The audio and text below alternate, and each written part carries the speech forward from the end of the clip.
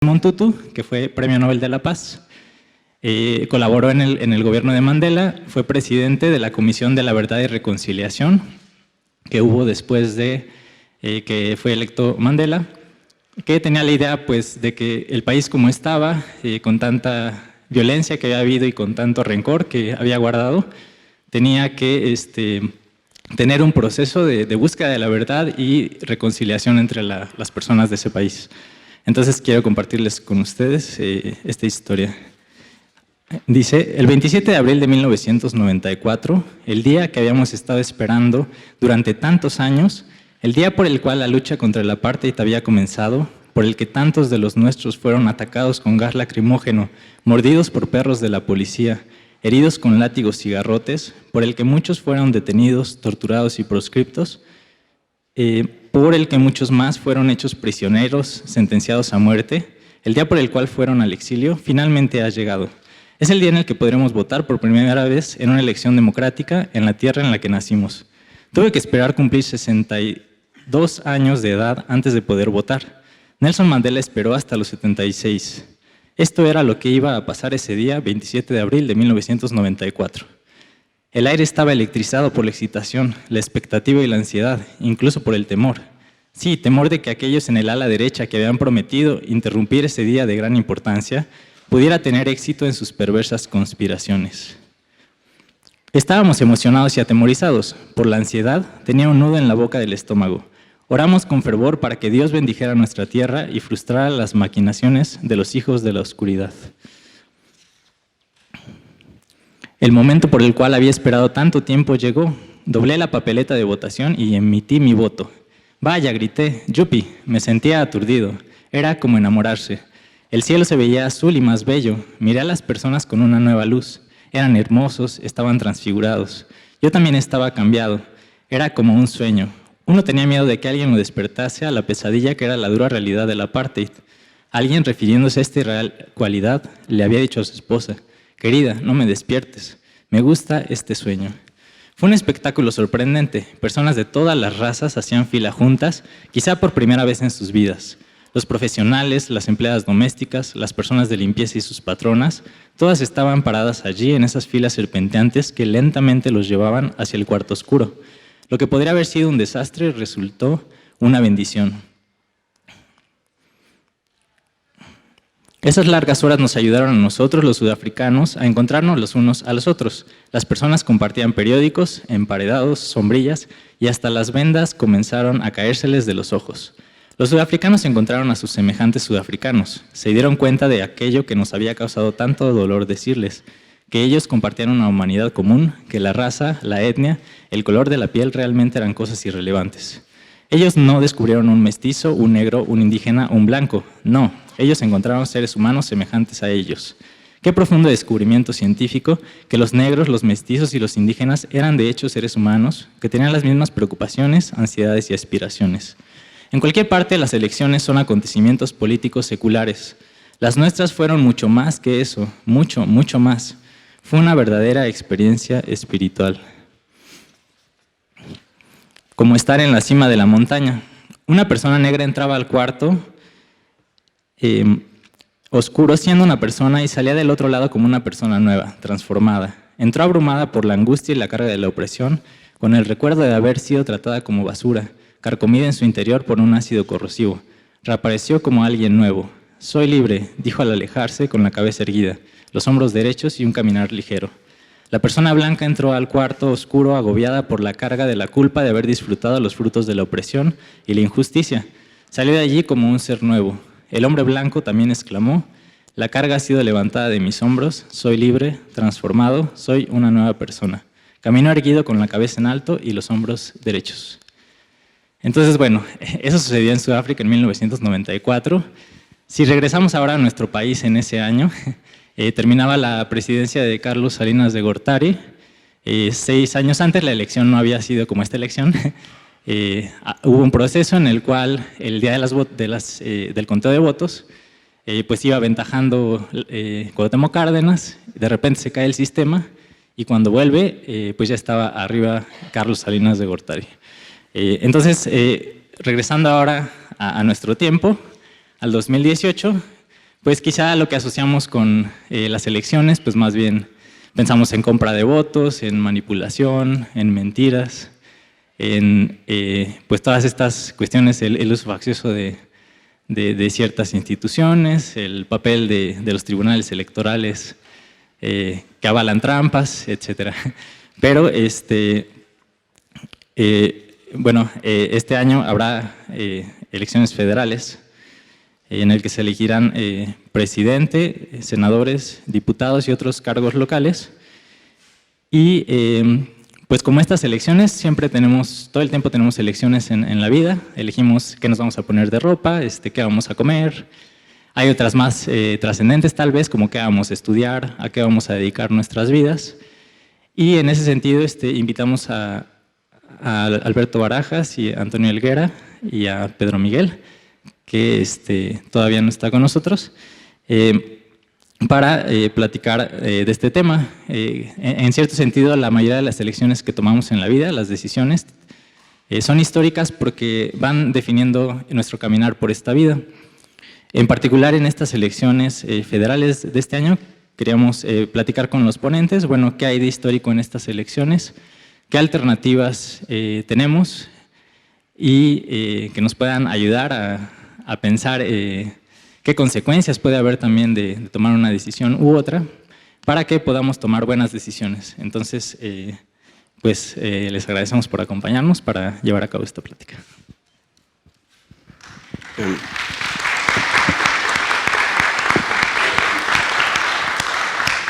Solo una cosa antes de que empiece el fisgón. Alberto Barajas no pudo venir. Prestó su nombre para el auditorio y mandó a su sobrino segundo o algo así. Bien, un par de avisos previamente. Ahora es indispensable dar avisos de seguridad. Entonces, si llegara a haber si sonara alguna alarma como de temblor o algo así, la indicación es que los que estén en la planta de abajo tienen que salir por el lado izquierdo y salir hasta el estacionamiento de estudiantes, mientras que los que están en la planta alta tienen que salir por el cubo de las escaleras. Allí abajo hay una puerta de emergencia y salen a la otra parte del estacionamiento. Y bueno, bienvenidos a esta actividad. Nos avisan que Pedro Miguel está en camino, entonces probablemente sí lo tengamos aquí. Y bueno, solo recordarles que esto no es, no tratamos de inducir su voto, no es un acto proselitista. Lo que queremos es platicar sobre la realidad de nuestro país y sobre las opciones que tenemos.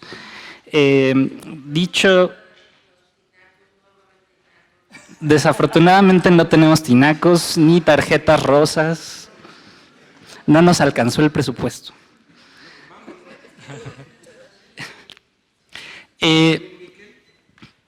No aceptó la invitación. Y bien, si tienen preguntas, la propuesta es que en el momento que la tengan, vengan, tomen un papelito de la mesa, la anoten y se la dejen a Silvia. Ella las va a recopilar, nos lo va a pasar y se las leemos a los ponentes para que al final las puedan responder. Cada ponente tendrá media hora de participación. Si es necesario, les avisaré cuando haya terminado. Y bien, solo antes de que participe cada uno, leeré una breve semblanza. Entonces, empezaré con... Buenas tardes. Con Rafael Barajas.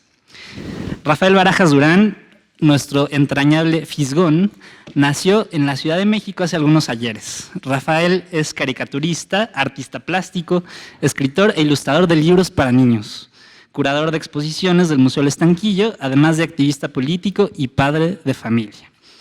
Rafael estudió arquitectura en la UNAM, pero a los 20 años descubrió que su verdadera vocación era la de ser monero.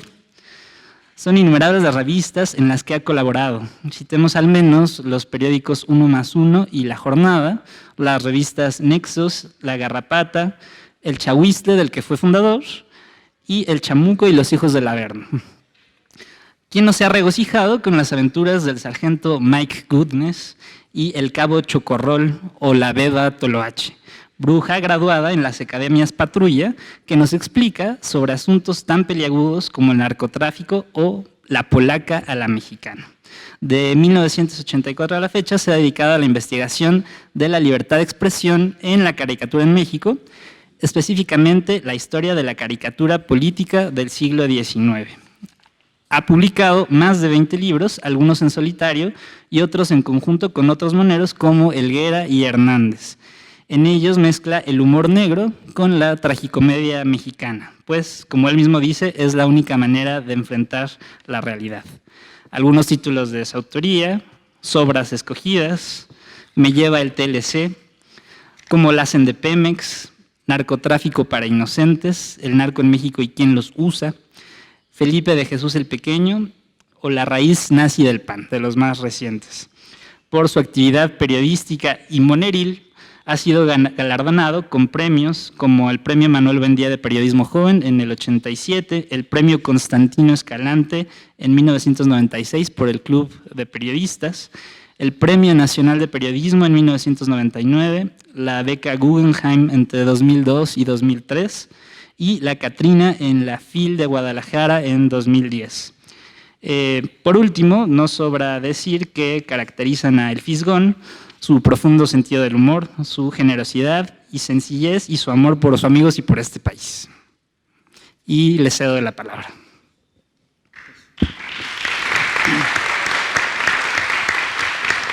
Bueno, antes que nada le quiero agradecer aquí al compañero todo lo que leyó, luego te pago, muchas gracias. Quiero decirles que es un gusto venir aquí a la Facultad de Ciencias, es una facultad con una muy vieja tradición de participación política, una tradición muy importante, siempre ha sido una facultad muy politizada y muy activa, y yo creo además, yo sé que ustedes pelearon para poder hacer este evento y francamente no entiendo por qué luego le ponen trabas a un evento de este tipo, porque digo, en un momento en el que el país debate políticamente, tiene un debate político importante, pues es importante que el debate se dé a todos los niveles, ¿no? Yo empezaré, efectivamente este no es un acto proselitista, yo empezaré citando, sin embargo voy a empezar citando a uno de los candidatos y a decir que yo creo que tiene razón en una serie de cosas, me refiero a Ricardo Anaya. Ricardo Anaya tiene razón cuando dice que esta no es una elección como cualquier otra, es una elección histórica, es una elección además en la cual los jóvenes van a tener un peso enorme y es una elección en la que se va a decidir cuál va a ser el futuro del país por varias generaciones. Tiene razón, sin embargo no llego a las mismas conclusiones a las que él llega en términos ya comiciales, ¿no? Pero yo quiero exponer por qué desde mi punto de vista esta es una elección histórica. A lo largo de la historia siempre hemos visto cómo en un movimiento pendular hay periodos en los que los pueblos luchan por sus derechos y luchan por el trabajo y luchan por defender sus recursos naturales, y hay periodos largos también en los que los pueblos pierden todo esto y las élites se posesionan del grueso de la riqueza y del patrimonio nacional, etc. Los periodos en los que los pueblos se organizan y luchan por sus cosas son los ciclos de auge revolucionario. Los periodos en los que los pueblos están desorganizados y les quitan cosas son los ciclos de auge contrarrevolucionario. Lo que estamos viviendo en México y en América Latina desde hace por lo menos 30 y tantos años es un larguísimo ciclo de auge contrarrevolucionario. Si nosotros revisamos cómo se ha repartido la riqueza en estos últimos 30 años, vamos a ver que se ha concentrado en unas cuantas manos. Pero cuando decimos unas cuantas manos, decimos efectivamente unas cuantas manos. El país tiene cerca de 120 millones de personas y la riqueza se concentra en menos de 30 familias. Y posiblemente se concentra en 10 tipos. Es una cosa increíble. El otro día en Oxfam sacó una información que refiere que los 10 hombres más ricos del mundo tienen más riqueza o tanto dinero como la mitad más pobre del planeta. Este mismo nivel, digamos, de concentración de riqueza y de empobrecimiento masivo también se ha dado en nuestro país. Y obviamente esto no se ha dado por, digamos, el esfuerzo meritorio de unos cuantos empresarios, sino porque todo el sistema trabaja para que haya un puñado de gentes que se beneficien y esto implica que le quitan derechos y le quitan toda una serie de prerrogativas y le quitan salario a las mayorías inmensas de la población. ¿Me permiten que les haga una encuesta rápidamente aquí? Sí, levanten la mano, por favor, todos los que conozcan a alguien que ha tenido que emigrar fuera de México en busca de empleo. Levanten la mano, por favor. Ah, mira, todos, perfecto. Levanten la mano, por favor, todos los que viven en un hogar en el que para mantener ese hogar tienen que trabajar 2, 3 o más personas. Levanten la mano, por favor. Ah, pues mira, todos. Levanten la mano, por favor, los que han visto trabajar a un niño en las últimas 48 horas, por favor. Todos, perfecto. Levanten la mano todos los que viven en una familia que tienen a alguien cercano que ha perdido un derecho o que ha sido corrido de su trabajo en los últimos años. Por favor, levanten la mano. Muy bien. Levanten la mano, finalmente, los que han sido asaltados o han sido víctimas de la delincuencia organizada o desorganizada. Levanten la mano. Muy bien. Ok, sí. Vamos. Bueno, ¿saben qué? Ya tengo el resultado de mi encuesta. Y el resultado es que están ustedes bien jodidos, ¿eh? Quiero decirles algo. Así como estamos aquí, está todo el país. Es una cosa impresionante. Tú vas al ITAM y el resultado es el mismo. Tú vas a la Ibero y el resultado es el mismo. Hay un saltapatrás en términos de derechos que es muy impresionante. Y es que el sistema que estamos viviendo ahorita, el modelo económico neoliberal, lo que también se conoce como capitalismo salvaje o darwinismo económico o escuela de Chicago o monetarismo, es un régimen, es la dictadura de un sector de la economía. Concretamente es la dictadura del sector del capital, del sector del capital financiero. Y esto no es casual y no es trivial. Es la dictadura del sector que hace dinero con el dinero. Es la forma más pura del capitalismo, lo que estamos viviendo. Y esto, por supuesto, que tiene sus consecuencias. Y esto, por supuesto, que tiene implicaciones para el grueso de la población. Si nosotros revisamos la pérdida de derechos que hemos tenido en los últimos 30 años, vamos a ver que lo que hemos perdido es brutal. Para recordar cuándo fue la última vez que el salario mínimo fue tan bajo, nos tenemos que remontar a 1932 o algo así. Es una cosa increíble. Para ver cuándo fue la última vez que tuvimos tan pocos derechos laborales, nos tenemos que remontar a 1917, a antes de la Constitución del 17. Para recordar cuándo fue la última vez que las condiciones de trabajo fueron tan brutales como ahora, nos tenemos que remontar realmente a principios del siglo XIX, del siglo XX, perdón. Una última pregunta. Levanten la mano todos los que ven una casa en la que la gente que trabaja ahí trabaja más de 8 horas diarias. Levanten la mano. ¿Saben qué es anticonstitucional?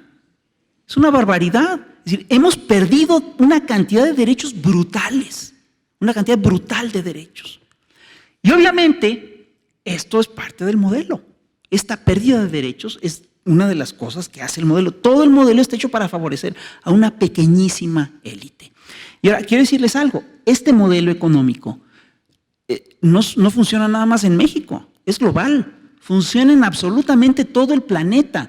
Tú te vas a Francia y también hay pérdida de derechos. Tú te vas, hay lugares en los que el modelo ha avanzado con más brutalidad y lugares en los que el modelo ha entrado con más cautela. Pero, por ejemplo, te vas a América del Sur y, bueno, ha habido un desplumadero de gente brutal. Y es que este proyecto económico, este capitalismo salvaje, este ciclo contrarrevolucionario neoliberal, es, con mucho, el ciclo contrarrevolucionario más profundo, el más largo, el más pensado, el más organizado, el más consciente de los últimos 350 años. Y han hecho las cosas con tiento y con mucho cuidado. Han hecho una serie de reformas brutales en nuestra economía y además primero las ponen en práctica y luego las legalizan. Es una cosa curiosísima, es una cosa increíble. Y claro, es un ciclo que arrasa en todo el planeta. Empezó, de hecho, en América Latina, con el golpe de Salvador Allende, ahí es donde se ensaya por primera vez el modelo neoliberal. Antes había otra cosa, había un proyecto de estado de bienestar en el cual se repartía más el dinero y se cuidaba que hubiera autosuficiencia alimentaria, se cuidaban las empresas estratégicas del Estado, etcétera. Pero esto se acabó, el neoliberalismo opera contra eso y ha permitido el crecimiento de los monopolios, la mayor parte de los cuales tiene su base en Estados Unidos, ¿no?, a expensas de las economías nacionales. Entonces, destruyeron la economía nacional, la economía que tenía México en 1970, está destruida. Hicieron otra cosa. Echarlo atrás va a ser complicadísimo. Es una contrarrevolución en forma. Es una contrarrevolución muy agresiva y muy bien trabajada. Ahora, quiero decirles, así como hay ciclos contrarrevolucionarios, como estamos en un ciclo contrarrevolucionario, el ciclo revolucionario que va a echar abajo esa contrarrevolución neoliberal ya se echó a andar. Se echó a andar, de hecho, en 1999 en América del Sur. Y se echó a andar de una manera muy peculiar, porque no eran proyectos socialistas, radicales, etcétera, sino que eran básicamente proyectos de salvación nacional. Y en América del Sur, a principios del siglo XX, vimos, como en una secuencia muy clara, Venezuela, Argentina, Brasil, Bolivia, Ecuador, Uruguay, pasaron a construir gobiernos no neoliberales, o bueno, gobiernos de salvación nacional dentro del marco de la embestida neoliberal. Y fíjense, es un ciclo muy interesante porque empieza en 1999 y termina en 2008. Yo quiero recordarles algo. ¿Cuándo fue la elección en la que la gente reclamó acremente que le habían hecho fraude a Andrés Manuel López Obrador? Fue en 2006. Fíjense, si se hubiera concretado esa elección, si le hubieran dado el triunfo a otro gobierno no neoliberal, ese ciclo no lo hubieran parado. El fenómeno hubiera sido otro. Hubiera sido un ciclo de muy largo aliento en América Latina que hubiera servido para impulsar otro ciclo revolucionario en otras partes del continente y del planeta incluso. Y hay que decirlo, los señores neoliberales tienen todo esto bajo control. Y desde hace unos años han estado echando abajo gobiernos no neoliberales o gobiernos de salvación nacional en América Latina. Entonces ya sacaron a Dilma Rousseff del poder, ya encarcelaron a Lula. Y ya en unas elecciones sacaron a Cristina Kirchner de la presidencia con malas artes, porque le hicieron una campaña negra brutal, etcétera, etcétera, etcétera. Quieren parar ese proceso revolucionario, ese ciclo de auge, digamos, no es ni socialismo, un procesos de salvación nacional, los quieren parar. Sin embargo, este año hay 3 procesos electorales importantes en América Latina. En Colombia hay uno, en Venezuela hay uno que acaba de pasar, y en México está otro, hay otro, es muy importante. Si en estos 3 países se reafirma un proyecto de salvación nacional, esto quiere decir que el ciclo contrarrevolucionario va a seguir perdiendo terreno y que el ciclo revolucionario antineoliberal va a seguir avanzando. Eso es lo que está en juego. Por eso están tan preocupados y por eso están tan enojados. No solamente es el destino de México el que está en juego en este proyecto, en estas elecciones, es también el destino de América Latina y no solo eso.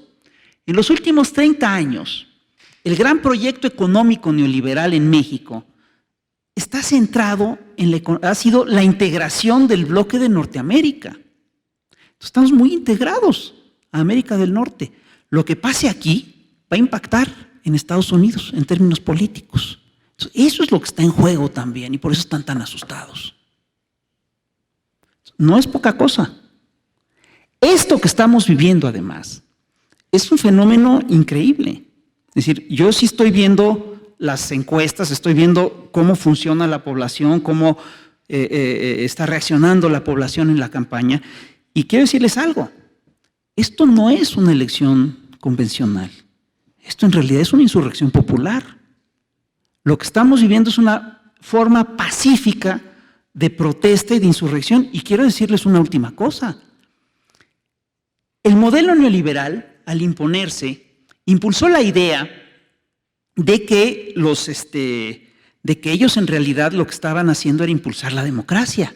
Aquí en México tuvimos un teórico, Enrique Krause, que habló de una democracia sin adjetivos.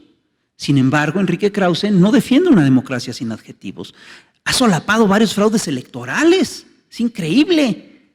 Él lo que defiende básicamente son las lógicas de una democracia de libre comercio, que es una democracia en la cual el voto es una mercancía más. En las lógicas del libre comercio todo es una mercancía, inclusive el voto. Entonces te lo venden y te lo compran. En pocos países se acepta eso con ese descaro como aquí. Y en pocos países en las elecciones pesa tanto el dinero como aquí. Bueno, estamos ante... Estos señores hace 30 y tantos años nos prometieron la democracia y no nos la han cumplido.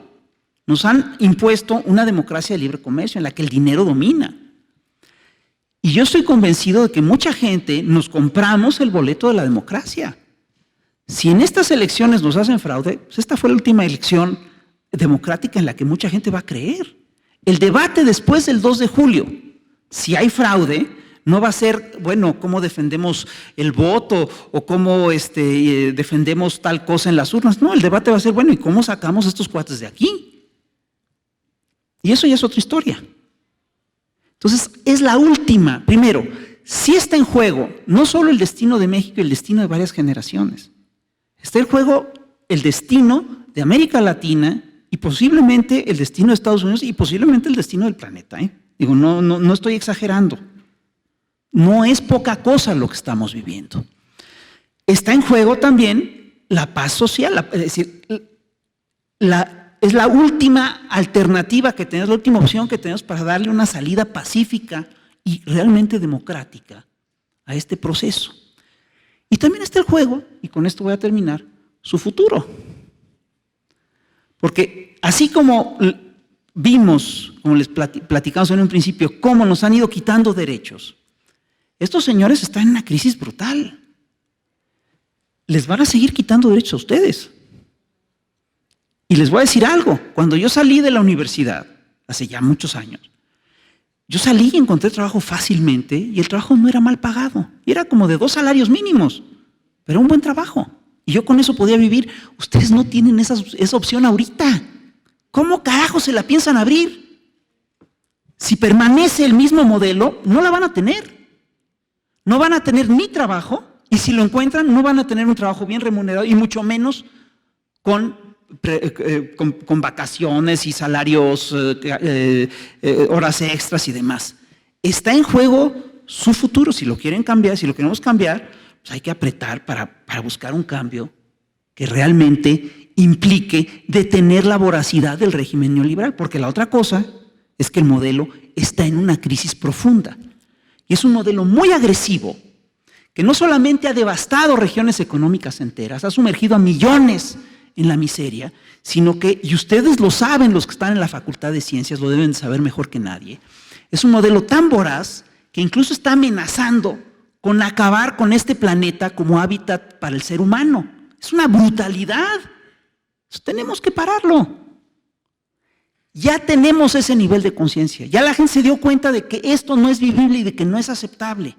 Bueno, ahora tenemos que obrar en consecuencia.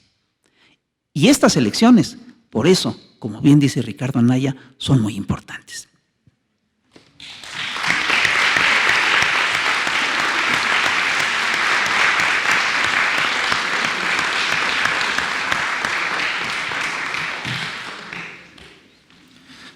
Muchas gracias, Alfisgón. Ahora daremos la palabra a Antonio Helguera. También leeré una breve semblanza. Pero como la de Esta es... Le cambio el nombre ya. Esta es extraída de las propias palabras de Helguera en su página. Nació desde muy pequeño en el Distrito Federal. Heredó los pinceles de su padre y en vez de hacer lo que dice el refrán, pintó las paredes de la casa materna hasta que lo inscribieron en los talleres de iniciación artística del DIF. En su juventud, en los ratos que le dejaba libre el billar, Tony visitaba las pulquerías y las cantinas de los barrios más bajos, en cuyos baños realizó memorables murales. Hartos de que les rayara las paredes, los dueños de los establecimientos antes mencionados se cooperaron para inscribir al joven talento en la Escuela Nacional de Pintura, Escultura y Grabado La Esmeralda. Para poder sufragar sus estudios, Helguera decidió hacer monitos, los cuales se publicaron en el periódico El Día entre 1983 y 1985. En ese año lo contrataron en La Jornada como velador, pero por un error del departamento de personal fue adscrito como caricaturista. A la fecha no han conseguido deshacerse de él.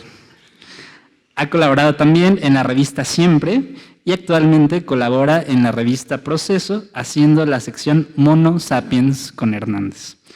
El monero exhibe en su casa una medalla y una estatuilla correspondientes al Premio Nacional de Periodismo en sus versiones de los años 1996 y 2002, aunque no se sabe bien a bien de dónde lo sacó. La PGR aún investiga su procedencia. Por favor.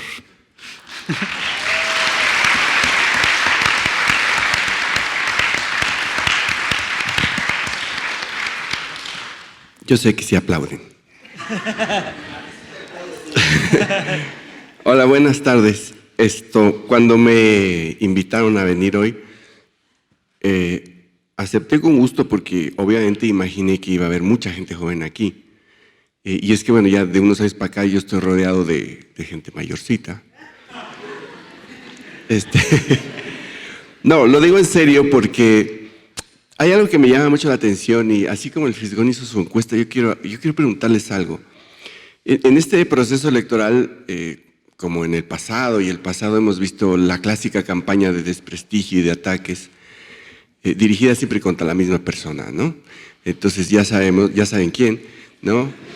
Que si va a gobernar como ya saben qué país, ¿no? Que si ya está viejito y enfermo, que todos los rollos que... Y una de las que han inventado, y con mucha insistencia además, es que él representa un regreso al echeverrismo. Y entonces, bueno, yo viví el echeverrismo, pues era niño, pero recuerdo muchas cosas, ¿no? Pero yo sé que muchos de ustedes no existían en esa época, y yo de veras me pregunto, a la gente joven que tiene pues, 20 años, etcétera, ¿qué piensan de eso? Es decir, porque yo estaba pensando el otro día y es como si me dijeran, a mí cuando tenía 20 años me hubieran dicho que X candidato se iba a parecer a Ávila Camacho o algo así.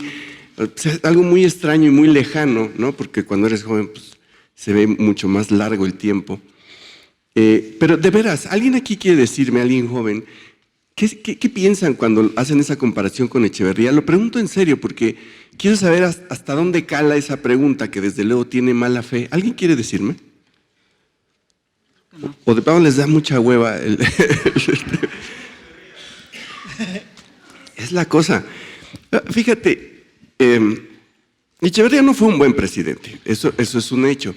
Pero el tema no es Echeverría, sino el periodo dentro del cual fue presidente, ¿no? Es decir, era todavía el periodo que mencionó el Fisgón hace un rato, del estado de bienestar, o del estado que heredó, el estado posrevolucionario, que era un estado que tenía muchas conquistas sociales, aunque estaba lamentablemente muy corrompido por la corrupción, y ese fue el cáncer que acabó con él, o uno de los cánceres que acabó con él. Pero yo sí recuerdo esa época, perdón, pero no había malas cosas ahí, y no gracias a Echeverría, quiero decir que yo no defiendo a Echeverría, que era un tipo muy nefasto. Sí, el estado del cual a este hombre le tocó ser presidente tenía muy buenas cosas. Era un estado con una orientación social, para empezar por ahí. Pero bueno, ya el Fisgón habló de ese tema y de todo lo que hemos sido despojados desde hace más de 30 años para acá. Pero yo quería contarles cómo yo viví ese proceso, y perdonen que hable en primera persona, como caricaturista. Porque yo empecé a publicar, como dice esa horrorosa biografía que se me ha olvidado quitar de mi puta página de internet. Lo voy a hacer esta tarde ya. ¿Qué decía? Que se te ha olvidado. Ah, sí, bueno, y un poco más allá de mi infancia. Cuando yo empecé a publicar, eso decía, fue en los 80s. Y los 80s fue la década en que esta dictadura neoliberal o la contrarrevolucionaria, como también le llama el Fisgón, se empezó a instaurar en el mundo. Fue la década más ruda porque hicieron una triada el Papa Juan Pablo II, Margaret Thatcher y Ronald Reagan en Estados Unidos, para imponer estas políticas económicas a fuercitas, y tuvieron mucho éxito. Y en México estaba la presidencia de Miguel de la Madrid. Miguel de la Madrid era un neoliberal, pero bueno, era el primer régimen neoliberal que teníamos y era más o menos tímido, ¿no? Es decir, ya la brutalidad vino después, con Salinas y Zedillo, con los neoliberales puros y violentos, y todos los demás hasta acá. Pero yo recuerdo que en esa época, y el Fisgón no me dejara mentir, cuando queríamos hacer cartón, muchos días sufríamos, y era muy frecuente que sufriéramos, porque no había temas.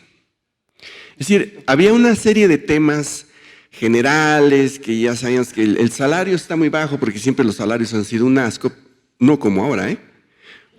Pero vamos, era un tema recurrente cuando no teníamos un tema para cartón, pues los salarios, por supuesto, Fidel Velázquez y la CTM, es decir, había una serie de clichés que los moneros usábamos, cuando no había temas, porque pues había que hacer un cartón a fuerza.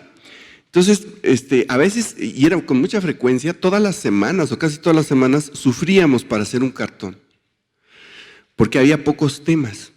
Bueno, eso empezó a cambiar gradualmente y yo lo fui notando y lo recuerdo claramente, conforme avanzaba el tiempo y avanzaba el sexenio de la Madrid y por supuesto cuando llegó la elección del 88 y ya no digamos cuando llegó el sexenio de Salinas, todo eso cambió, de no tener temas y de sufrir para hacer un cartón de a ver de qué demonios se nos ocurría, pasamos a tener 4 o 5 temas o más al día de dónde escoger para hacer un cartón. Y empezaron a hacer temas, además, atroces, es decir, porque empezó a irrumpir la violencia.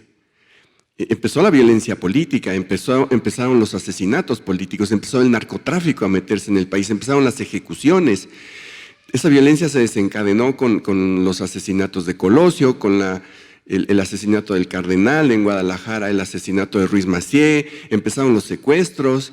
Es decir, de repente llegamos a un punto en que de veras teníamos o tenemos hoy en día 5, 6, 7, 8 temas para escoger cada día para hacer un cartón, ¿a cuál más brutal? Yo recuerdo en esa época de la Madrid, lo primero que yo empecé a notar, el primer cambio que empecé a notar, y eso no era haciendo mi trabajo, pero sí tiene que ver con el periódico, porque el periódico La Jornada estaba en Valderas, en el centro. Y entonces, si ustedes se bajan en el Metro Juárez y caminan media cuadra, van a tardar varios minutos a llegar a donde estaba el edificio de La Jornada. Y van a tardar porque hay mucha gente en esas banquetas y está plagado de puestos de ambulantes. Bien, en esa época no había ambulantes en las calles de México. Había muy pocos o casi no había. ¿Qué pasó? Que de la Madrid, una de las primeras medidas que adoptó de corte neoliberal fue reducir, es así, del librito neoliberal, así, la Biblia del neoliberal dice, en el punto número 1, reducir el tamaño del Estado. Eso implica muchas cosas, pero una de las primeras medidas que implica reducir el tamaño del Estado es correr empleados del Estado a la calle. Y de la Madrid, una de sus primeras medidas fue esa. Hizo un recortadero de empleados públicos monstruoso, pero monstruoso en serio. Sacó decenas de miles, si es que no cientos de miles de personas a las calles. Y lo primero que uno empezó a ver es que empezaban a proliferar los puestos ambulantes, porque pues chingada, esa gente tenía que comer de algo. Y después, no muchos años después, empezaron las crisis de inseguridad en México. Porque la gente se fue quedando sin trabajos. Esa fue la primera oleada de desempleo, pero vinieron muchas más. Y a la par de eso, vino la precarización del trabajo. Es decir, los sueldos empezaron no a bajar, sino a estancarse. Y eso fue directamente a partir del Pacto de Solidaridad Económica de 1987. Sí, pero además se disparó la inflación y se anclaron los sueldos supuestamente para contener la inflación. Entonces empezamos a notar que nuestros sueldos ya no alcanzaban y es cuando empezaron las crisis de inseguridad severas, hasta llegar al desplome de la economía del 95, cuando ya de plano fue el acabose y se desató la inseguridad, porque es decir, eso fue un indicador de que muchísima gente se quedó sin empleo y sin medios para mantener a sus familias, y pues ni modo, y suena feo, pero incluso hasta robando, la gente tuvo que dedicarse a llevar algo para sus casas. Y después, ya con la irrupción plena del narcotráfico, bueno, pues ahora ya, es decir, ya la gente joven hoy en día ya no aspira a tener un puesto en la calle para vender fayuca, que además el término fayuca ya no existe, porque el Tratado de Libre Comercio permite que todo eso entre libremente. Es decir, ahora la gente joven, muy joven, a lo que aspira es a ser parte de un cártel de narcotráfico y tener una pistola con cachas de oro y un Camaro y un Ferrari y un montón de mujeres guapas y muchísimo dinero. Esa es la aspiración hoy en día. Y esa es la única manera de hacer dinero hoy en día en este país. No hay otra. Trabajando honestamente, bueno, si eres hijo de Slim, sí tienes otra manera de hacer dinero, pues, ¿no? Pero eso solamente está reservado como para 3 personas. Y el resto de la población ya se chingó. Y la única manera de prosperar en este país es así. Lo que pasa es que nada más vives unos cuantos años y no llegas ni a 30. Bueno, esa es la realidad que a mí me tocó ver como caricaturista. Eso es lo que, si yo hiciera una recopilación de mi trabajo, o si hiciéramos una recopilación del trabajo del Fisgón o de Naranjo o de cualquier otro caricaturista, eso es lo que se vería en nuestros cartones. ¿Cómo se fue deteriorando esta vida y esta realidad que tenemos? Y vuelvo a lo del echeverriismo. Yo no sé por qué se les ocurre comparar a ya saben quién con Echeverría. Supongo que porque fue uno de los peores presidentes de ese periodo del Estado benefactor. Pero yo también creo que a mucha gente le vale madres, como lo acabamos de demostrar, quién era Echeverría o qué pasaba en el echeverrismo. Creo que es una comparación fallida en todos los aspectos. Como estrategia de guerra sucia es una estrategia fallida y además una comparación objetiva de la situación económica de las personas en esas décadas antes de los 80s y ahora realmente nos deja objetiva y claramente como resultado que la vida era mucho mejor antes. E insisto, no gracias a Echeverría. De hecho, hay que decir, fue culpa de Echeverría que las cosas empezaran a deteriorar. Él fue el primero en firmar una carta de intención con el Fondo Monetario Internacional y el abrir las puertas a la tecnocracia que estaba anidada en el Banco de México, que acabó apoderándose del poder en 1982. Fue por su culpa, de hecho. Pero bueno, perdón, el tema es que la vida era mucho mejor, había mucha corrupción, no había mucha pobreza, sí, no estoy diciendo que el país fuera maravilloso, no, pero ahora está mucho peor. Ahora vivimos en una carnicería diaria. Esa violencia no existía cuando yo era niño, de veras, yo podía salir a jugar a la calle y no había pedo. Una vez casi me atropellan, pero eso no es un problema de inseguridad, sino de estupidez mía. Sí, pero quien tenga hijos hoy en día y salen a la calle, yo sé que están preocupados, yo tengo hijos, no me gusta que salgan a la calle, y así nos pasa a todos. Y así como ese ejemplo podemos hacer uno y otro para darnos cuenta cómo era diferente la vida antes y cómo nos han, como decía el Fisgón, nos han robado todo. Nos han despojado de todo, hasta del sentido, hasta del placer de salir a caminar a la calle por la noche o en la tarde, porque todos lo hacemos con miedo. Bueno, así no era antes. Gracias.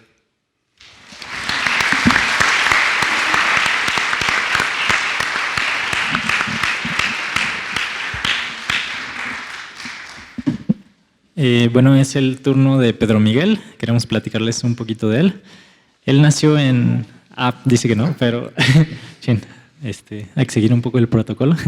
Él nació en Guatemala en 1967, donde vivió hasta los 9 años de edad. Estudió aquí en México hasta cuarto de primaria.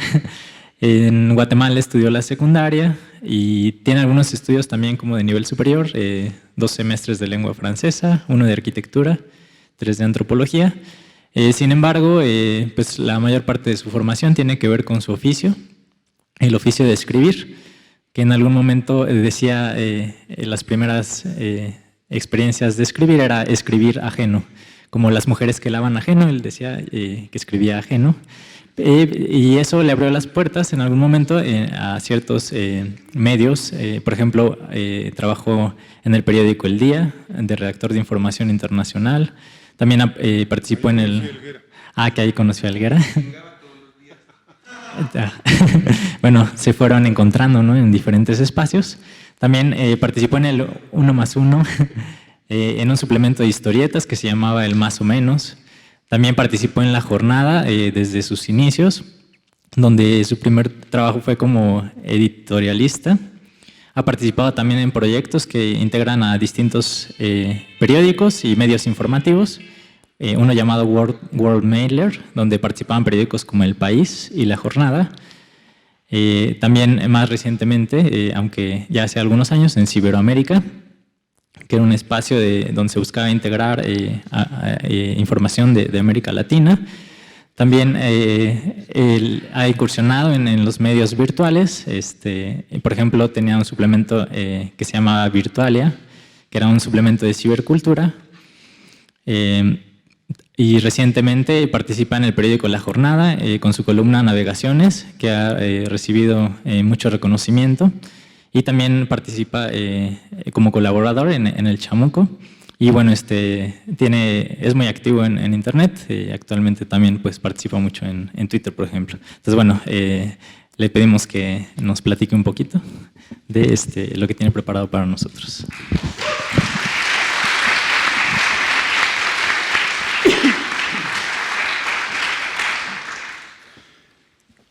Buenas tardes. Oigan, pero esta mesa se llamaba Los Presidenciables. Sí, claro. ¿No? Y... Habló de Anaya y yo de ya sabes quién. Bueno, aludiste a ya sabes quién, ¿no? Pero además hubo un cierto problema para organizar esto, ¿no? ¿Por qué? Porque decían que éramos parciales. Pues aquí solo hay 2 simpatizantes de ya sabes quién y un antipatizante de todos los demás, ¿crees tú? ¿No? Pero fíjense, es interesante por qué, ¿no?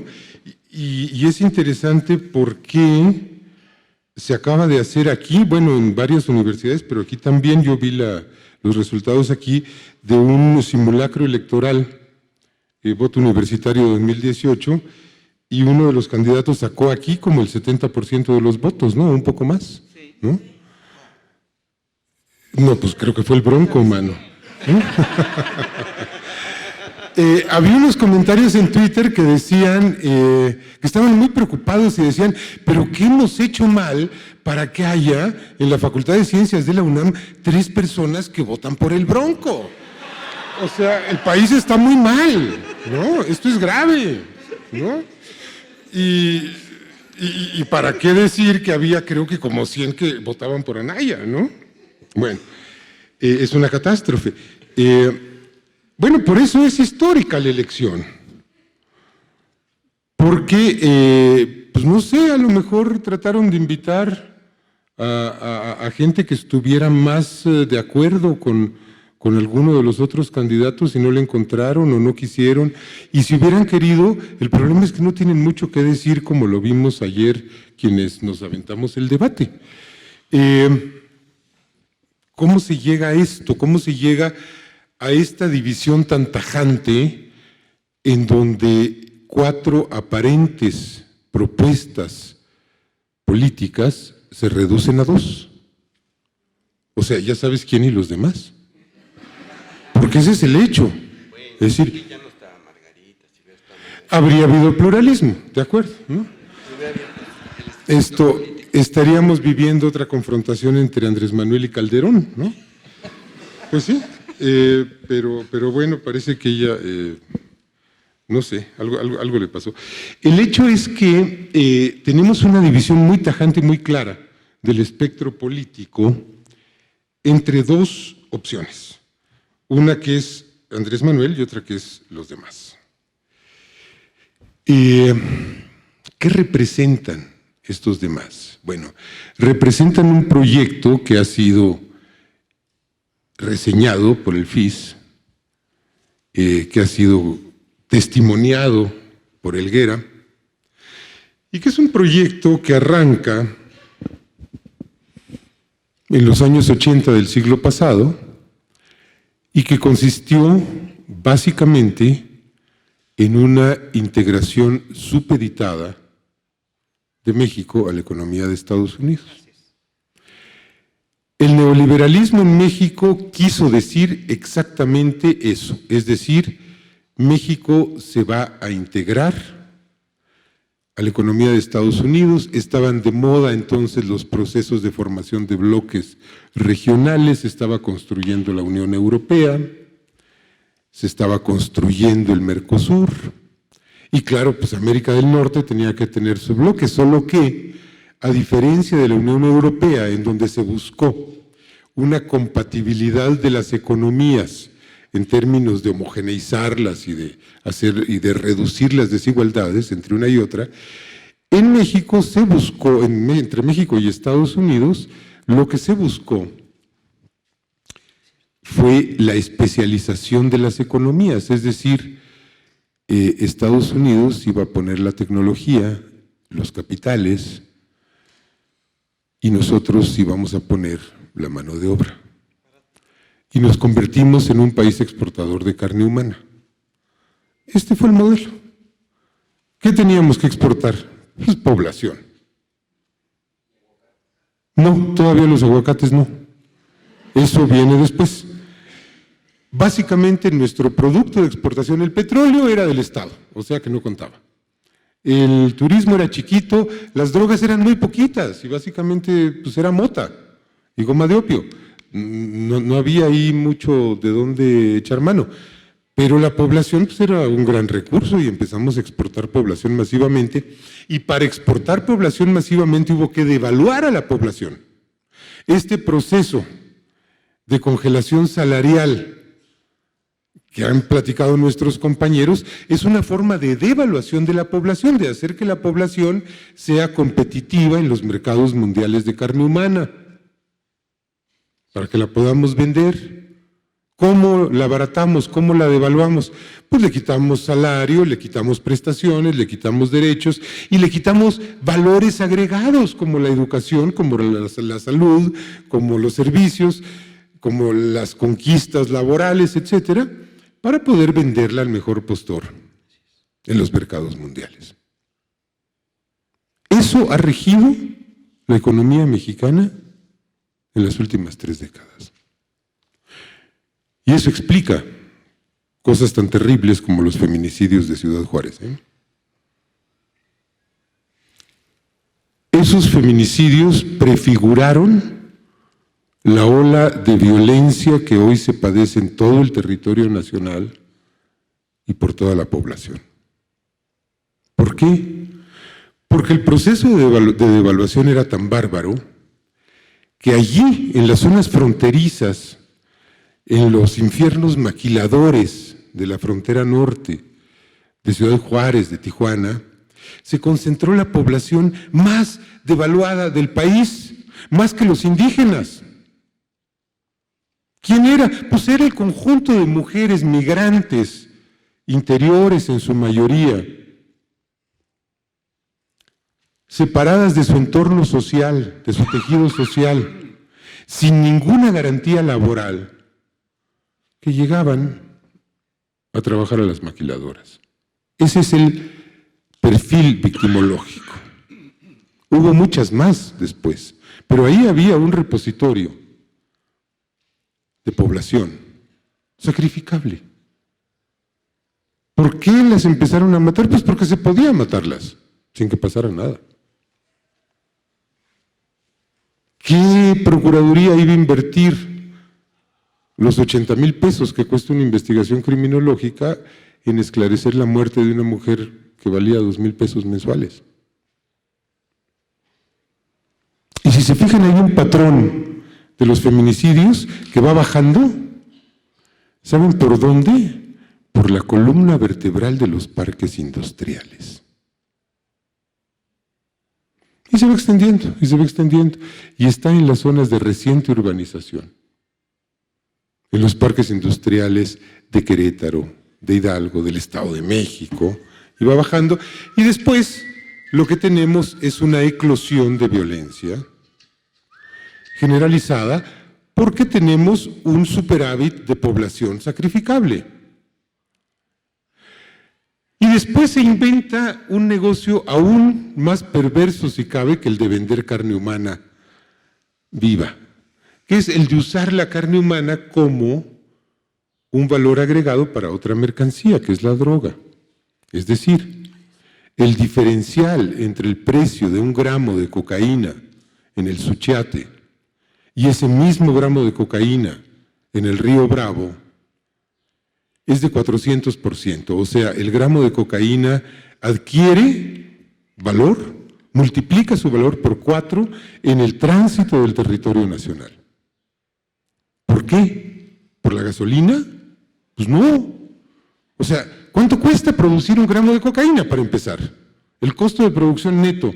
¿Saben qué? Cuesta lo mismo que un sobrecito de sal de uvas Picot. No tiene por qué costar más. Cuesta más porque está prohibido. Entonces, de $100 a $400, ¿qué explica el incremento de $300 en esa cocaína? Pues los muertos que se le agregan, las mordidas que hay que dar para pasar tranquilamente por todas las aduanas.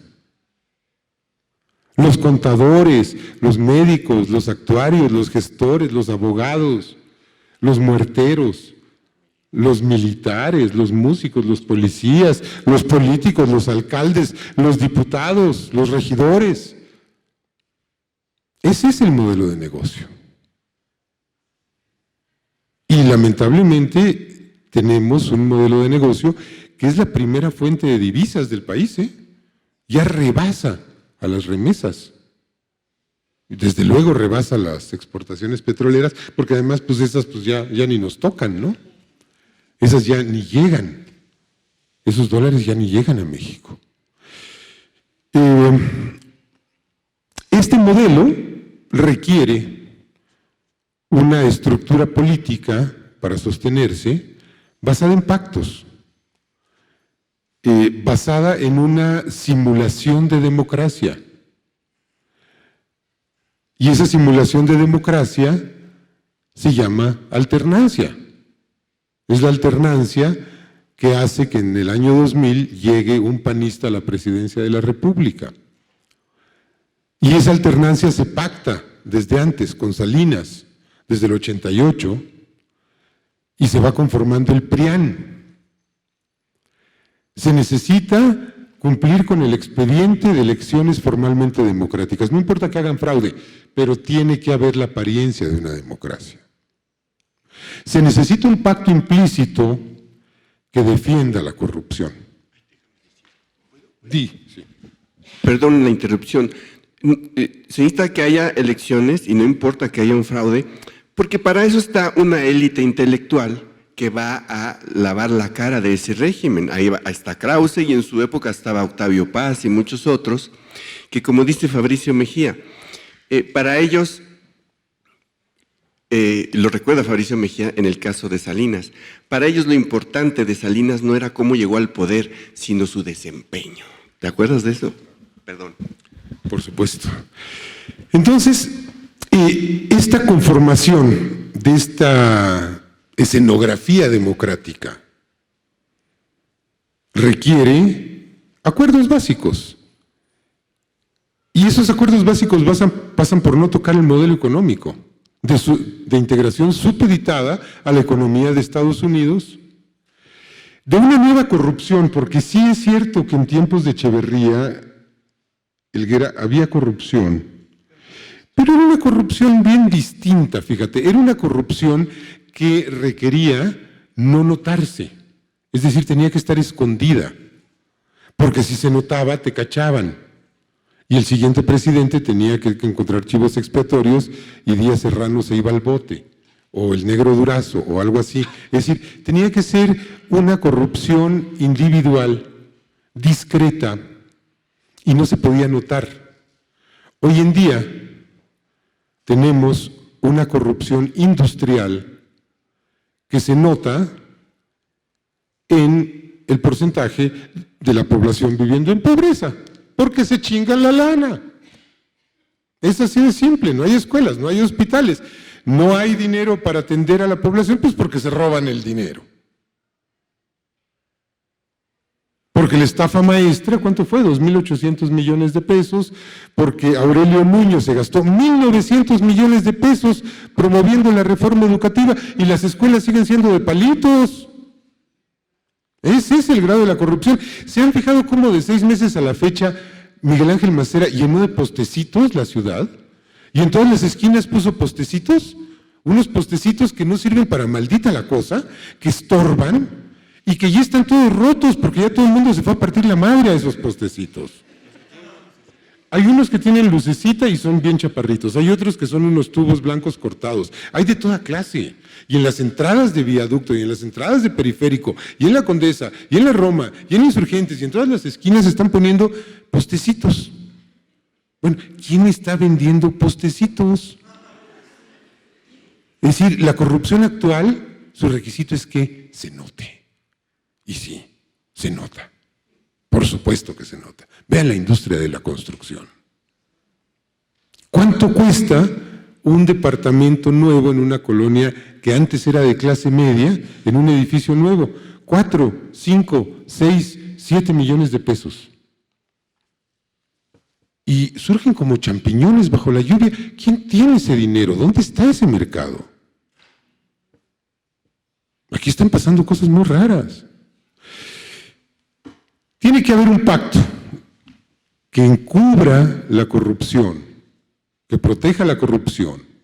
Tiene que haber un pacto que preserve el modelo y tiene que haber un pacto que preserve la impunidad, porque Peña Nieto impidió que Felipe Calderón fuera juzgado en la Corte Penal Internacional por genocidio. ¿Sí? Y Felipe Calderón impidió que se investigara todas las tranzas de los Agúnes, esos hijastros de Fox. Que además eso es anecdótico, es decir, eso de que se clavaron los bienes del Fobaproa. Lo grave de la corrupción de Fox es que desaparecieron 70,000 millones de dólares de los excedentes de la factura petrolera. Eso es lo grave. Lo de los aguncitos son cacahuates. ¿Y quién impide que se investigue el Pemex Gate cometido en 2000? Fox. ¿Para encubrir a quién? Pues a Zedillo. Y Zedillo políticamente no tenía más remedio que enchiquerar al hermano de Salinas, pero a Salinas no le tocó un pelo no solo porque fuera calvo, porque todavía tenía pelitos acá, se los habría podido tocar. No quiso, ¿no? Entonces, se necesita, para que esto funcione, este pacto de impunidades y este modelo de integración supeditada de Estados Unidos. Durante 30 años nos han dicho una mentira. Nos han dicho que Estados Unidos, no que Estados Unidos, que el poder estadounidense, el gobierno estadounidense, es nuestro amigo, es nuestro socio, es nuestro aliado y es nuestro buen vecino. Pero nos han escamoteado una verdad muy simple, y es que ese poder ha sido, es y seguirá siendo la principal amenaza a la seguridad nacional de México. Lean las invasiones norteamericanas a México de Gastón García Cantú. 126 agresiones militares en el siglo XX. Nos aprendemos el bombardeo de Veracruz y nos aprendemos la expedición punitiva de Pershing contra Villa. Pero esto es un acoso sistemático, permanente, es presión, chantaje, extorsión, metichismo, espionaje, todo lo que se pueden imaginar. Estados Unidos no ha renunciado a sus pretensiones sobre lo que queda del territorio mexicano, tengámoslo claro, porque si no lo tenemos claro, el próximo sexenio, si nos imponen a uno de estos tres que son lo mismo, vamos a ver cómo se vende Baja California, por ejemplo. porque hace 10 años era inimaginable pensar que se fuera a tocar la propiedad nacional de la industria energética. Y así, como hoy es impensable pensar, no, ¿cómo van a vender Baja California? Pues claro que venden Baja California, pero me canso. Bueno, Chihuahua, Coahuila, no, pero Baja California, hombre, tiene yacimientos fuertes, tiene fósiles. No, y además, bueno, en términos prácticos ya la vendieron, es decir, vayan y pues ya todas las playas son gringas, ya todas las playas son de jubilados gringos, ¿no? Bueno, entonces, todo parecía que se encaminaba a una elección rutinaria, tanto en la izquierda como en el régimen y sus candidatos, hasta noviembre de 2016, cuando un señor que se llama Donald Trump llegó a la Casa Blanca, bueno, ganó la elección, y de pronto el socio, el aliado, el amigo y el buen vecino nos dijo, oigan, ustedes apestan, y son una mierda, yo no quiero nada con ustedes. Son pinches violadores, narcotraficantes, culebras, animales. Les voy a mandar tropas, ¿no? Bueno, eso provocó el colapso absoluto del paradigma en el que ha vivido este grupo neoliberal de 1988 a la fecha. Se les vino abajo el mundo. Sean panistas, o sean priistas, o sean perredistas, que es la más reciente adquisición del régimen para su aparato electoral, no tienen proyecto histórico, no tienen programa, no tienen plan B, no tienen idea de qué hacer con el país. Porque ellos nunca se esperaron a que fuera a llegar un energúmeno como Trump a la presidencia de Estados Unidos y que nos amenazara con salirse del TLC. Fíjense, yo estaba angustiadísimo en 2015 porque estos vendepatrias del poder peñista se les quemaban las habas por firmar el acuerdo transpacífico. Y la primera vez que Trump me cayó bien fue cuando tomó posesión y lo primero que hizo fue decir, no, esto no. Bueno, Guajardo, Ildefonso Guajardo acaba de firmar como un transpacífico genérico del doctor Simi, que no tiene ya mucha importancia. Pero, pues sí, Trump nos salvó de esa cosa atroz, ¿no? A ver, no me cae bien Trump, pero sí creo que vino a descarrilar radicalmente el proyecto de dominación política que ha imperado en los últimos 30 años. Y por eso, esta es una elección histórica. Porque se enfrenta la sociedad a una oligarquía sin proyecto, a una oligarquía en bancarrota, a una oligarquía que ya se ha quedado huérfana y viuda al mismo tiempo. Y no es solo la exasperación de 3 décadas de pérdidas de derechos, de retroceso sistemático en los niveles de vida, también es que esta oligarquía no tiene discurso, lo que explica las encuestas, lo que explica ejercicios como el realizado aquí y en otras facultades y de otras universidades, en el que, ya sabes quién, saca el 70% de los votos. Bueno, como decía el Fisgón, tenemos en perspectiva que hay que formar un gobierno de salvación nacional. Esto ya no es la alternativa entre 2 proyectos. Es un proyecto o la barbarie. Siempre ha sido la barbarie, pero era una barbarie diferida, a meses sin intereses. Sí, porque nos decían que íbamos a ser como Suiza, ¿no? Y nos decían que íbamos a ser como Canadá y que íbamos a ser como Dinamarca, ¿no? Todo eso nos han estado diciendo desde Salinas a la fecha. Bueno, mentira, A donde nos estaban dirigiendo era a ser como Palestina. Tienen todos los elementos. Falta el muro. Pero tenemos un poder colonial, neocolonial, que conforma un corral ganadero. y extrae ganado, le extrae la plusvalía al ganado y lo regresa al corral ganadero. Desintegra todo el tejido social de eso que fue una sociedad, destruye los liderazgos, destruye las relaciones, destruye las organizaciones, las instituciones y los convierte en ganado. Ese ha sido el proceso que ha estado haciendo Israel en los territorios palestinos. Y piensen el símil con lo que ha estado haciendo Estados Unidos con México y con la ayuda de un grupo oligárquico absolutamente traidor al país. ¿Qué clase de TLC firmamos? Pues un TLC que es un muro, ese muro ya está. Ese muro no existe para los capitales, no existe para las armas, no existe para las mercancías, no existe para las drogas, no existe para la trata de personas. Existe para los trabajadores, nada más. Los dineros sucios pasan sin ningún problema. Por el territorio nacional transitan al año en promedio 270 toneladas de cocaína. 270 toneladas. ¿Saben qué es eso? Son 200 camiones de 3,5 toneladas de esos de mudanzas. ¿Los llevan mujeres en la vagina y en un doble fondo de maleta? ¡Claro que no! Pasan por la aduana gringa. No hay más. Y es una frontera que nos dicen que está vigilada por aviones, por drones, por rayos láser, por infrarrojos, por perros, por espías, por la Fuerza Aérea. No es cierto. Todo esto es una farsa.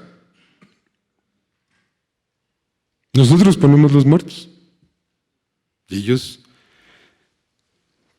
lavan algo así como 300,000 millones de dólares al año en Wall Street. Lo que llega a la economía mexicana son las migajas. 30, 40,000, 50,000 millones de dólares. Allá es donde está lo importante, ¿no? Bueno, este es el modelo que ahora está haciendo crisis, que no da para más. Por supuesto quieren hacer fraude, pero pues han tenido una serie de complicaciones y de trastiempos, porque, primero porque están fracturados, porque no se lograron poner de acuerdo en el porcentaje del negocio que le tocaba a cada uno. Porque esos son los desacuerdos en la oligarquía, no son ideológicos. No hay una diferencia de fondo entre la plataforma de MID y la plataforma de Anaya, por Dios. Les propongo un ejercicio, métanse a sus páginas web, y vean qué propone el uno y el otro. Es un buen ejercicio, pero nada más les voy a dar un dato. La plataforma electoral de Anaya tiene 37 cuartillas. La de MID tiene 56. Vean una dirección que se llama proyecto18.mx, que es la plataforma electoral de López Obrador, tiene 450 cuartillas. Hay una alternativa de país. Podemos estar en desacuerdo con muchas de sus propuestas, nos puede caer gordo, pero es que los otros no tienen nada. Tienen puros lugares comunes, puro aire. Y copias, ¿no? De repente se fusilan. Algo que les gustó y que les sonó bien y dicen, venga para acá, ¿no? Bueno. Ya voy a terminar, me quedan 5 minutos según yo, Yo sí puse mi cronómetro.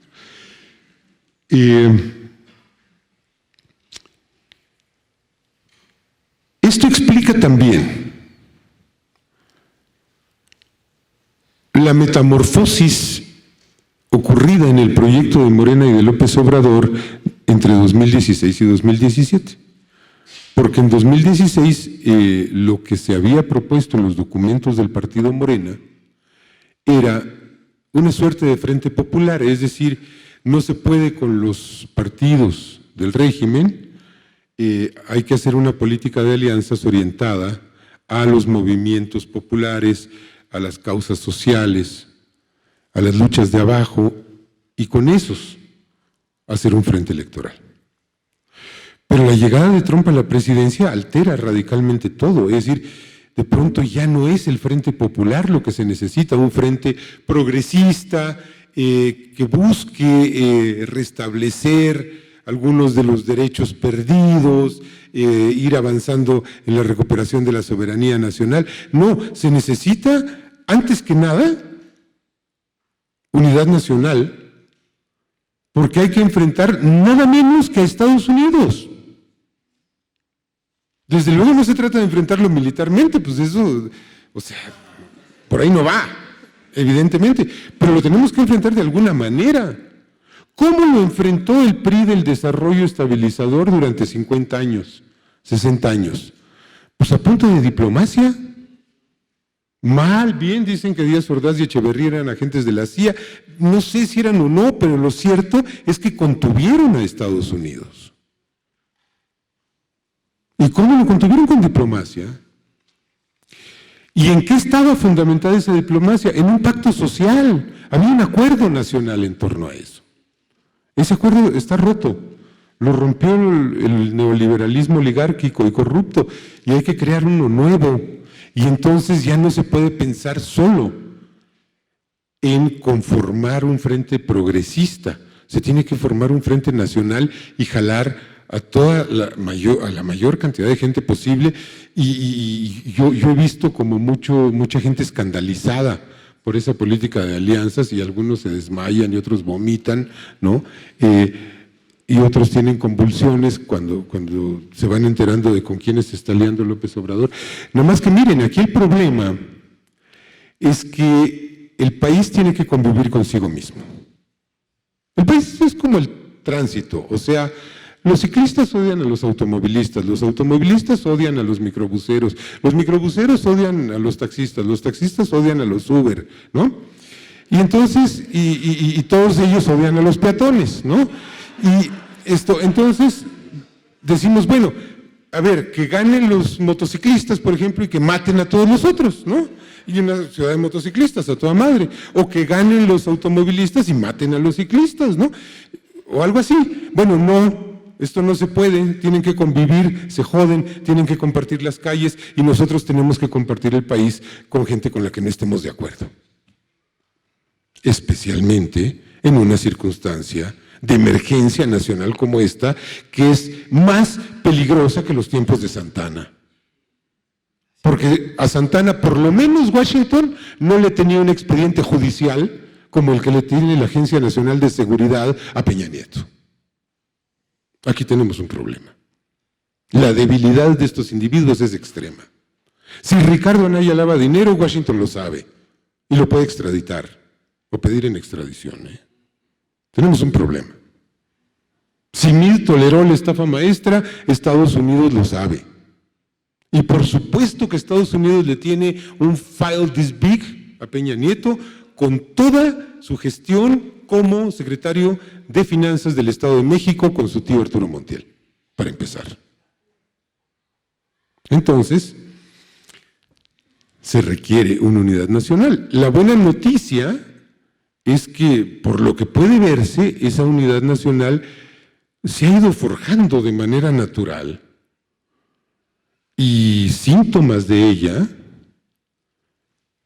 es que hoy estemos aquí dos simpatizantes de ya sabes quién y un antipatizante de todos los demás, que en esta facultad este personaje haya tenido más del 70% de los votos, ¿no? Bueno, quiere decir que estamos mayoritariamente, porque las cosas nunca son absolutas, entendiendo este consenso nacional que a mi modo de ver es la única posibilidad de escapar de un escenario de barbarie. No sé, piensen en Siria, me los imagino perfecto, a los priistas de Sinaloa contra los panistas de Sonora, pero armados, me los imagino perfecto, Entonces, bueno, tratemos de evitar eso y hagamos lo que nos toca. Gracias.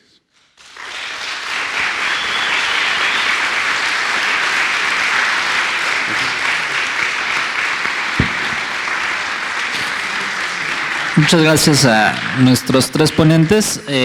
Ahora, si alguien del público quiere participar, pues les daremos la palabra, alguna pregunta o comentario para que ellos puedan responder. Por acá están pidiendo la palabra, aquí abajo. Gracias. Sí, yo del 2015 a la fecha he pasado por todo ese proceso de descomposición. En 2015 tenía una empresa, vendía equipo de cómputo y por instalaciones. Quebró el 2015, después me voy a dar la vuelta por México y México está en llamas, o sea, hay una guerra, ¿no? Y pues, impresionante lo que ocurre ahí, asociaciones indígenas y grupos por de parte paramilitares. O sea, esa es una gran guerra la que hay en todo México. Y en el 2017, a principios de este año, me incorporé a trabajar en Conagua y me corrieron por los recortes. Ahora ingresé al posgrado y ya están recortando las becas, o sea que me voy a quedar sin beca, o sea que ya pasé en 3 años pasé por todo el proceso de perdí mi trabajo, perdí mi empleo y ahora ya la beca. Así que lo que sigue es, como ellos dicen, ¿no? O sea, a darle para luchar con, ¿no? No hay otra cosa ya, no, te despojan de todo, ¿no? Sí, gracias. Pues felicidades a la mesa. Me da gusto ver a Rafael también por ahí, ya nos hemos visto algunas veces. Bueno, efectivamente, viene esta cuestión electoral. Yo veo que, pues, mucha gente sospechamos que se están armando un fraude. Y la batalla yo la veo en 3 puntos. Uno es en las casillas, la vigilancia de casillas es muy importante allí. 2, la parte de cómputo, esta cuestión del algoritmo, que pues se dice, bueno, que hay una participación masiva de la gente se requiere allí para poder diluir el posible fraude electrónico que se pueda hacer allí, ¿no? Una participación de más de 60% al menos y una diferencia de 10% mínimo entre el primero y segundo lugar para que no puedan hacer ese trabajo, un calderonazo, ¿no? Tipo 2006, ¿no? Y el otro frente, que es donde yo me lo veo más complicado, es en los tribunales, pensando que es un tribunal con 7 magistrados, el tribunal electoral, y 3 de ellos pues, son evidentemente del tricolor y los otros 4 ahí son manejables con el blanquiazul, ¿no? Entonces, aquí mi pregunta va en este sentido. Ya no pregunto yo qué hay que hacer ahorita para la elección, sino, o sea, claro, estar vigilándola lo más que se pueda, pero ¿qué haríamos si logran consumarlo? ¿Qué plantearían ustedes? Cualquiera de ustedes, va para cualquiera de ustedes la pregunta, ¿qué plantearían ustedes? ¿Qué nos quedaría hacer? Porque realmente la vía electoral es de las pocas esperanzas pacíficas que le quedan a esta población para poder cambiar las cosas. Y ¿qué plantearíamos? ¿Qué escenario sería ese en el caso de que se lograra consumar algo tan deleznable como esto, ¿no? de un eventual fraude? Va en ese sentido la pregunta. Bueno, a quienes quieran contestarla. A ver, mira, todos estamos preocupados por eso. Y yo creo que el Estado también. Sin lugar a dudas, un nuevo fraude cancela la vía electoral y la vía democrática por muchos años en este país, sin lugar a dudas. Y obviamente tendríamos que empezar a ver qué hacemos. Sigo convencido en que, sigo no creyendo en la vía violenta. Tendríamos que entrarle a lógicas de resistencia pacífica, y etcétera. Sin embargo, para lo que sigue, tanto como si, y te voy a ser franco, me aterra que hagan fraude y me aterra que no lo hagan, cabrón. Porque si no lo hacen, nos vamos a topar con un problema muy serio de que vamos, el gobierno entrante va a entrar en una dinámica muy complicada porque va a tener a todos los poderes fácticos en contra. Es decir, vamos a vivir un periodo muy similar al que vivió Madero en 1912. Entonces, en cualquiera de los 2 escenarios, en cualquier... 13, en el 13 lo matan. Lo matan en el 13. Llega a la presidencia a finales del 11.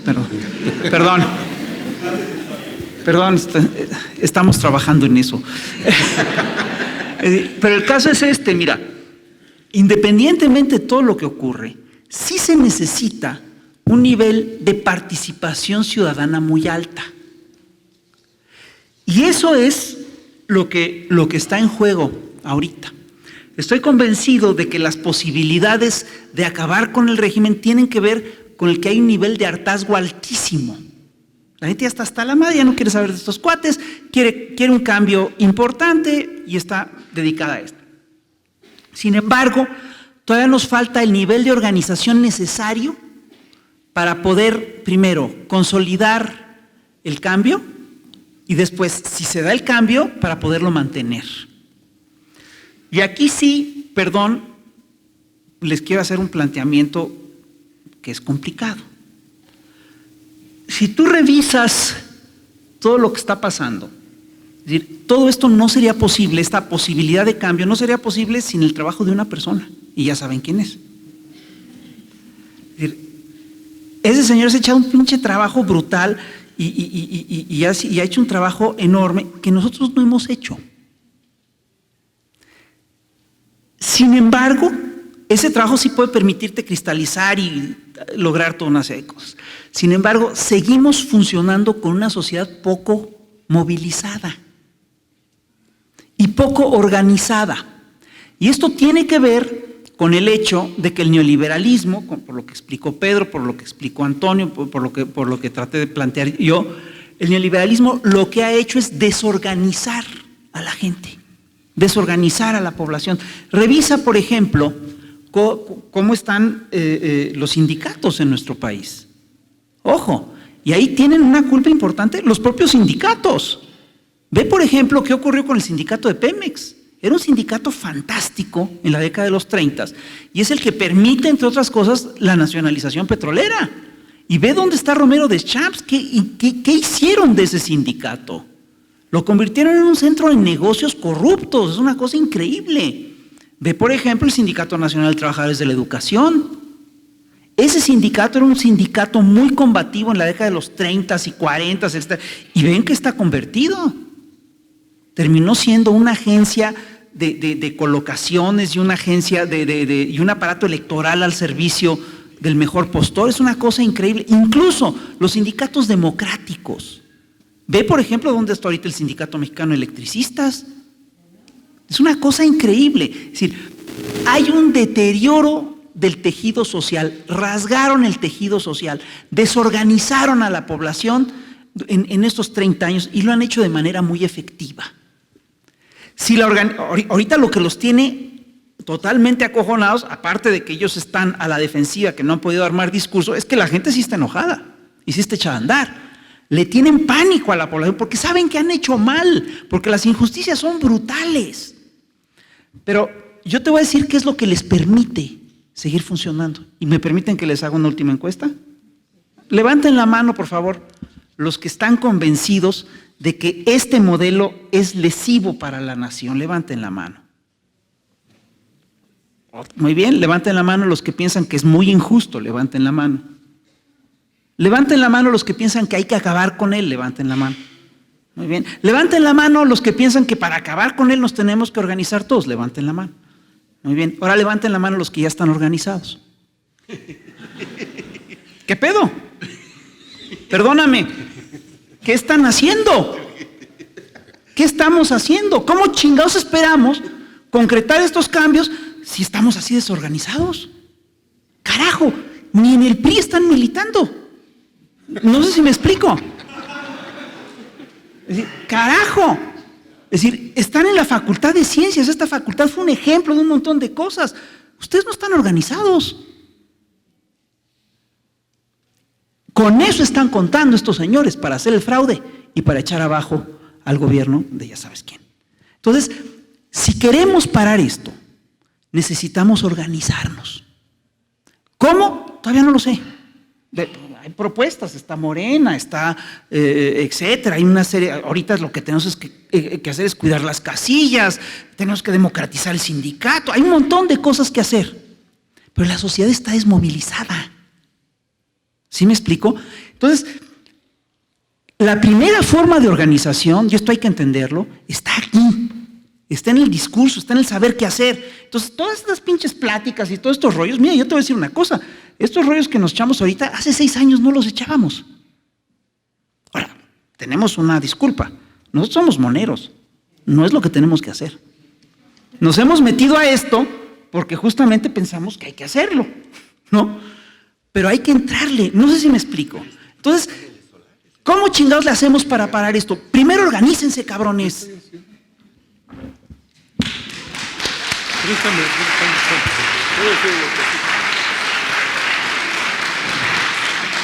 Yo solo quiero decir una cosita muy rápida. Creo que tenemos un concepto errado del fraude electoral y también por eso lo pueden hacer. Esa idea de que rellenan las urnas o de que alteran los cómputos en el INE, eso ya no se usa. Eso era de las épocas de Bartlett, en el 88 y tal. Este es el fraude viejo, este ya no se usa. El fraude como funciona hoy en día es movilizando voto corporativo en los estados. Que en los estados, ciertos gobernadores tienen un control corporativo y de compra de voto y de movilización de empleados al servicio del Estado, campesinos, etcétera, muy eficaz. Así fue el fraude del 2006 y quedó evidenciado con unas llamadas telefónicas de Elba Ester que fueron grabadas a diversos gobernadores, que les preguntaba, quienes recuerden esas llamadas recordarán, ¿usted va por amarillo o va para azul? Porque si va por azul, pues no sé qué, entonces ella fue la que indujo el voto hacia Calderón a través, ese es el fraude, así se hace. Si tú te fijas, era como un problema ginecológico, está por amarillo, está por azul, es una cosa rarísima. Cabrón, qué bárbaro, mano. Pero hay algo que yo sí encuentro interesante en la elección actual, porque ahora sí, no es nada más la llegada de Trump que les rompió todo su esquema, sino que también hay una división real en la élite. Es decir, hay una ruptura entre los empresarios y el gobierno de Peña Nieto, hay una ruptura entre Peña Nieto y el PAN, la alianza con el PAN se rompió y con el Baster la metieron al bote, entonces es decir, ya se fracturó ese esquema. Y es muy probable que mucho de ese voto, por venganza, opere ahora a favor del López Obrador. No quiere decir que sea un fraude, pero sí implica que hay una división muy importante y que probablemente no puedan hacer ese fraude. Así quiero pensar, pero eso no significa que nos confiemos, porque todavía tienen muchos otros mecanismos. Pésamelo tantito, que hay varias gente que quiere hablar.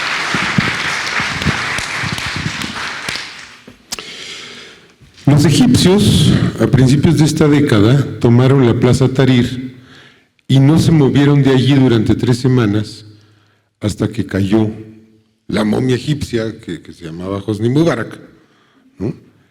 Les mataron gente, y ellos no se movieron. Y no respondieron tampoco violentamente. Había 2 millones de egipcios en la Plaza Tahrir. Yo estoy seguro de que si en 2012 500,000 de mexicanos hubiésemos estado frente al Tribunal Electoral, el Tribunal Electoral habría tenido que anular la elección que incrustó en Los Pinos a Peña Nieto, porque se presentaron 40 toneladas de pruebas del fraude. Pero frente a esa edificación no había nadie. Y el día que se inauguró en el Zócalo el expofraude, con todo eso, pues había 500 personas. Este es el problema. Y este va a ser el problema no solo para evitar o remontar un fraude, va a ser el problema para gobernar. Porque yo estoy totalmente de acuerdo con la máxima zapatista de mandar obedeciendo, pero se necesita una sociedad que obedezca mandando. Les pongo un ejemplo terrible. ¿Qué nos pasó con Miguel Ángel Mancera? Nos traicionó. Miguel Ángel Mancera llegó a la jefatura del gobierno de la ciudad con el 60% de los votos. ¿Y alguien de quien votó por Mancera votó por un represor? ¿Alguien votó por un corrupto? ¿Alguien votó por un frívolo? ¿Alguien votó por un privatizador? Bueno, pues todo eso hizo, pero ¿saben qué? La culpa es nuestra, porque no fuimos al Palacio del Ayuntamiento desde el primer día a decirle, oye, güey, para eso habríamos elegido a Isabel Miranda de Wallace. Te elegimos a ti por un programa, pero no lo hicimos, lo dejamos pasar. No hay plan B ante un fraude. El plan A es una insurrección, una sublevación cívica. expresada en las urnas. Es lo más barato que tenemos. Es más fácil levantarse temprano un domingo e ir a votar que organizarse para hacer un paro nacional. En este país nunca ha habido un paro nacional, se intentó uno en 1913 y creo que funcionó el primer cuadro de la ciudad y ya. Y ya no digamos una guerrilla, ¿no? O sea, es absolutamente disparatado. Entonces, el 1 de julio es el día que tenemos para rifárnosla. Yo voy a hacer mi encuesta también, porque no me voy a quedar atrás. ¿Quiénes de ustedes aquí tienen programa de tele? ¿Nadie tiene un programa de tele? Oh. Ah, mira, ellos tienen un programa de tele. Bueno, 2, ¿no? ¿Quiénes tienen programa de radio? ¿Quiénes conducen un programa de radio aquí? 1, 2. ¿Quiénes tienen una columna en un periódico aquí? 2. Bueno, 3, 4, 5, si tienen su espacio. Bueno. ¿Qué medio de comunicación tienen aparte de las redes? Pues miren, tienen uno que se llama la boleta electoral. Ahí pueden plasmar su sentir. Pues vamos a convencer a todo el mundo de que vaya y use la boleta electoral. No hay fraude que resista una diferencia de 15%. El fraude puede remontar 5, 6, 7, 8%, no más. No hay dispositivo de fraude capaz de darle la vuelta a una ventaja tan abrumadora. No puede haber plan B. Hay el plan A y es agarremos y organicémonos como dice el FIS. Y llamemos a todo el mundo a tomar las urnas. Esto no es una elección, es una insurrección electoral. Y nos va la vida en ello.